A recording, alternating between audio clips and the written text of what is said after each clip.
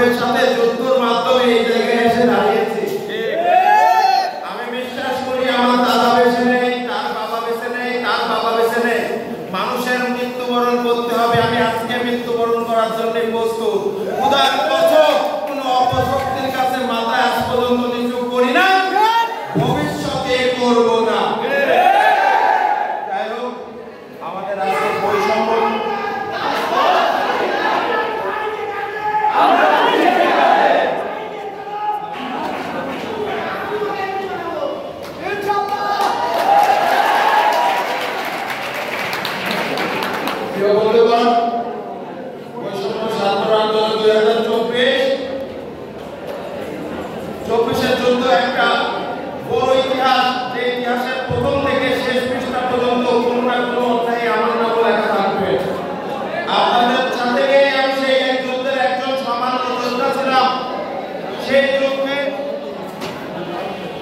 সেই যুদ্ধে আমাদের অনেক ইতিহাস, অনেক গল্প, অনেক কথা বলা আছে। আমি তার সংক্ষিপ্ত কিছু কথা বলতে চাই। যুদ্ধটা এত সহজ ছিল না। যুদ্ধটা ছিল প্রচন্ড ভয়ানক, প্রচন্ড আক্রমণাত্মক এবং প্রচন্ড হিংস্র। আমরা যে দানবের বিরুদ্ধে যুদ্ধ করেছিলাম, সে ছিল অস্ত্রধারী, সে ছিল অর্থনীতিতে স্বাবলম্বী, সে ছিল মানবিকভাবে স্বৈরাচার চিন্তাধারা। সেই চিন্তাধারায় থেকে তার চিন্তা ছিল দেশের মানুষ বাঁচুক মরুক কিছু যায় আসে না, তাকে সরকার থাকতে হবে। কিন্তু দেশের জনগণ যখন 98% তাকে ধিক্কার দেয়, তার বিরুদ্ধে রাজপথে নামে, তখন তার নামতে বাধ্য হয়। এখানে অনেক সহযোদ্ধা আছে যারা আহত হয়েছিল, এখানে অনেক সহযোদ্ধা আছে বিভিন্ন জায়গায় আহত হয়েছিল। তাদের মুখে থেকে দেখাতে আমার এখনো খারাপ লাগে। তাদের শরীরে ক্ষত হয়েছে, তাদের শরীরে ক্ষত হয়েছে। আমার কাছে দুইটা ভাই আজকে কবরে, আমার কাছে দুইটা ভাই, আপনাদের ভাই, সব মিলে হাজার হাজার মানুষ এই যুদ্ধে শহীদ হয়েছে। এই ভয়াবহ যুদ্ধ আমরা যেহেতু পার করেছি, তার সঙ্গে আরেকটি কথা বলতে চাই। আগামীতে এই স্বৈরাচারের সরকারের মতনই ব্যবহার করতেছে ইন্ডিয়া। পার্শ্ববর্তী দেশ ভারত সবাই বলে আমাদের বন্ধু। আরে ভাই, এরকম বন্ধু থাকলে শত্রুর প্রয়োজন হয় না। বন্ধু না, ওরা বন্ধু রূপে জানো। আমার ফেরিতে হাজার হাজার মানুষ পানিবদ্ধ অবস্থায়, শত শত মানুষের খোঁজ পাওয়া যাচ্ছে না। আমার কুমিল্লার অবস্থা ভালো না, আমার নোয়াখালীর অবস্থা ভালো না। আমার দেশকে যারা পানি দিয়ে মারতে যাচ্ছে তাদেরকে বলে রাখি, আপনাদেরও বিপদ আছে। ওই যে 7 সিস্টার আছে না, ওই 7 সিস্টার রক্ষা করতে আপনারা আর পারবেন না। আমাদের মানচিত্রের অংশ আমরা ফেরত নিয়ে আসবো। আমরা ছাত্র জনতা একত্রিত হয়ে যদি স্বৈরাচারকে পতন করাতে পারি, আমার দেশের মানচিত্রকেও আমরা পরিপূর্ণতা দিতে পারবো ইনশাআল্লাহ। প্রিয় বন্ধুগণ, শত শত কথা রেখেছিলাম আপনাদের বলবো, কিন্তু আপনারা প্রত্যেকেই এক একটি কাব্য, এক একটি গল্প। আপনারাই তো যোদ্ধা, আপনাদেরকে শেয়ার করবো। আপনারা নিজেরা যুদ্ধ করেছেন, এই যুদ্ধ অংশগ্রহণ করেছেন, এক একটা দিন পার করেছেন, সেই কঠিন মুহূর্ত আপনাদের জানা। এই কঠিন মুহূর্ত আমাদের প্রয়োজন হলো আরো একবার আসবে, তবু ইন্ডিয়া তামিলনাড়ু থেকে বাংলাদেশকে রক্ষা করবো ইনশাআল্লাহ। আপনারা সবাই প্রস্তুত আছেন? সবাই হাত তুলে আমাকে দেখাবেন প্রস্তুত আছেন? হাত তুলে আমাকে দেখাবেন প্রস্তুত আছেন? সবাই হাত তুলে দেখাবেন প্রস্তুত আছেন? ইনশাআল্লাহ। প্রিয় ভাইরা, আমি বলতে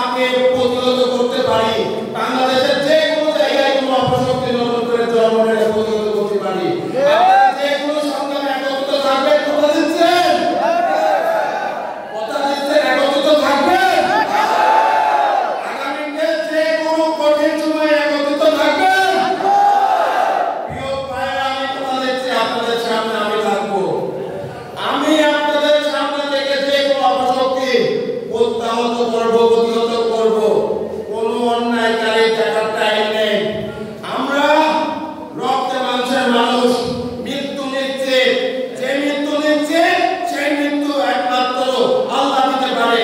আল্লাহ ছাড়া কারোর কাছে মাথা নত করার মতো সময় নেই। আপনারা ন্যায় পথে থাকবেন। কোন অন্যায়কারী যদি কোনো প্রকার উন্নতনা যদি কোনো কথা বলে টুকরা টুকরা চিমটি দিয়ে তাদের বিপক্ষে থাকবেন।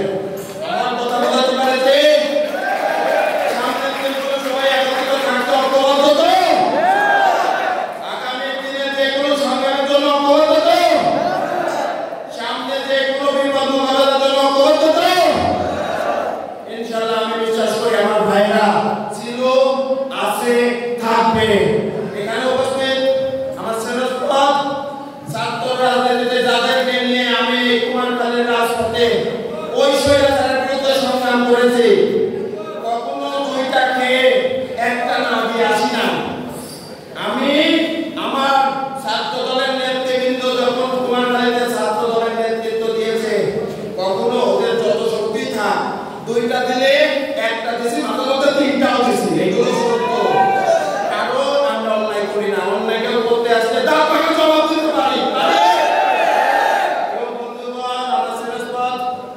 তারিখ বলেছে, ভাষণ বলেছে, ভালো বলেছে, তারা সকলেই বলেছে সামনের সংগ্রামে সবাই একত্রিত থাকবে। আমরা গ্রুপে বিশ্বাস করি না, আমরা ভারত বিশ্বাস করি, আমরা তারিক রহমান বিশ্বাস করি, আমরা খালেদা জিয়া বিশ্বাস করি, জিয়া রহমান বিশ্বাস করি।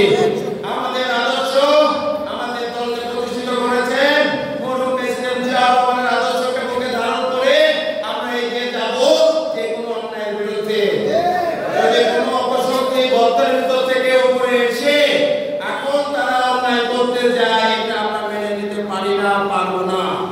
প্রিয় বন্ধুগণ, আমার এখানে উপস্থিত সকলকে হয়তো নাম বলতে পারবো না, তারপরেও আমি আমাদের সাকিব আছে, আমাদের রকি একটা পরিশ্রমী ছাত্র নেতা, আমার ভাতিজা যে আশরাফুল, আমার একটা ভাই, আমার একটা পরিবার সিঙ্গাপুরে ওর ছেলে, আমার ভাতিজা আছে, আমার নায়ক ভাই আছে, স্বাধীন আছে, আমার একমাত্র আমার সাংবাদিক ভাইরা যারা সবসময় আমাদের পাশে থেকেছেন, আমাদের প্রেস ক্লাবের সুযোগ্য সাধারণ সম্পাদক, আমাদের বিজয় কেবির সুযোগ্য প্রতিনিধি, যারা নির্বাচন সাধারণ মানুষের হয়ে কাজ করে, তারা এখানে উপস্থিত হয়েছেন।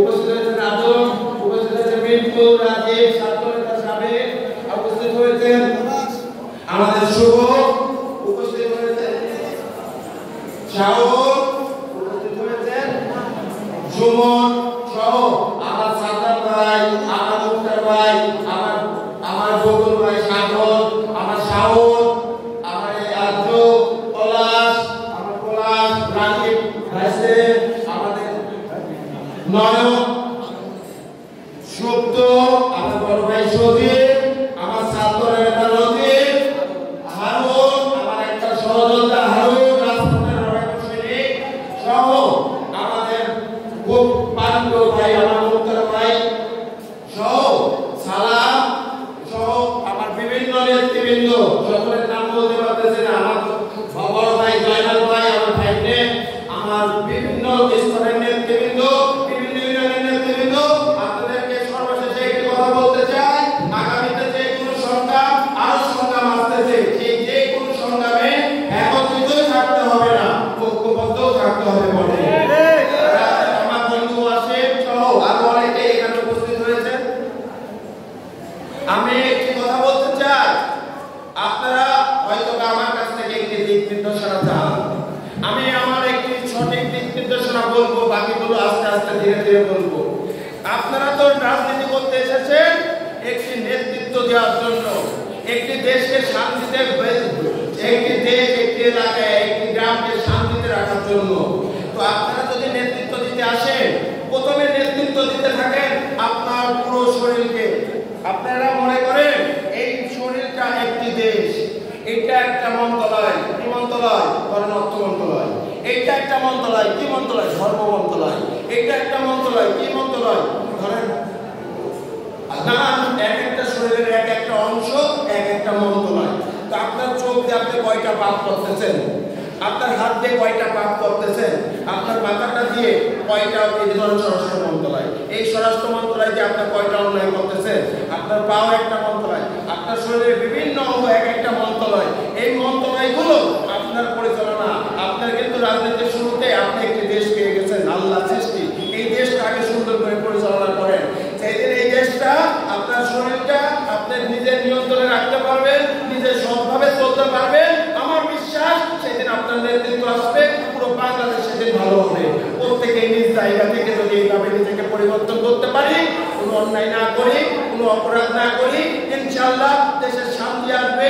আমাদের ভাইরা প্রত্যেকের জায়গা থেকে সর্বোচ্চ চেষ্টা দিয়ে বাংলাদেশকে একটি সুখী দেশে পরিণত করবে। আমি আপনাদের উদ্দেশ্যে আরো কিছু কথা বলতে চাই, কিন্তু আমাদের সময় সংক্ষেপে থাকার জন্য অন্য আরো বক্তব্য হবে। আমাদের প্রতি মাসে মাসে প্রোগ্রাম থাকবে। আমার ভাইদের নিয়ে বিভিন্ন সময় বিভিন্ন দিক নির্দেশনা দেব। সবাই ঐক্যবদ্ধ থাকবে। এই যে আমাদের নেতৃত্ব দেখলেন, কুমারখালী আসবে, বিভিন্ন ইউনিয়ন থেকে সুবিধা অসুবিধা তাদের সাথে আলোচনা করবেন। তারা আপনাদের যে কোনো বিপদে পাশে থাকবে।